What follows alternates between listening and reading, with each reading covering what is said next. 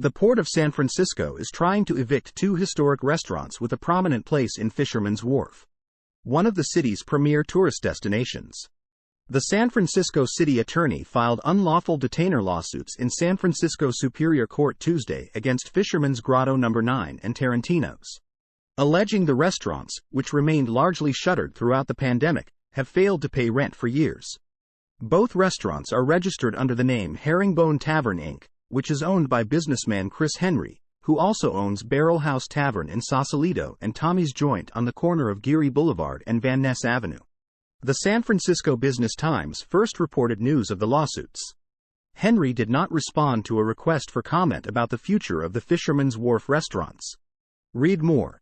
Is there a future for Fisherman's Wharf without the fishermen? Fisherman's Grotto, which started in 1946, is located at 2847 Taylor Street and is known for its distinct facade and turn-of-the-century neon signs, owes $332,642.22 in unpaid rent between October 2022 and September 2023.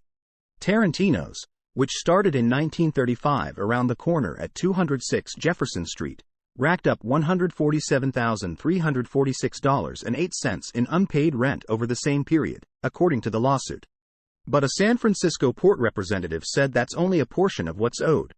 Boris Delapine, a spokesman for the port, said neither restaurant has paid rent since March 2020, bringing the total for both to $1.4 million in back rent. The port's goals regarding these two restaurants were to see them both fully reopen and a feasible plan to pay the $1.4 million in back rent owed. We've engaged with Mr. Henry over the past 3 years to encourage these outcomes, but unfortunately they did not come to pass. Delapine said in a statement, "We remain open and willing to explore short and long-term strategies to keep both restaurants open and active." A string of restaurants have closed at Fisherman's Wharf as pandemic shutdowns took their toll on foot traffic and tourism. Alioto's, a century-old restaurant on the wharf, decided to pay an early termination fee to walk away from its lease last year. Similar deals were struck by Pompeii's Grotto and Lou's Fish Shack, with their respective lease terminations approved by the San Francisco Board of Supervisors.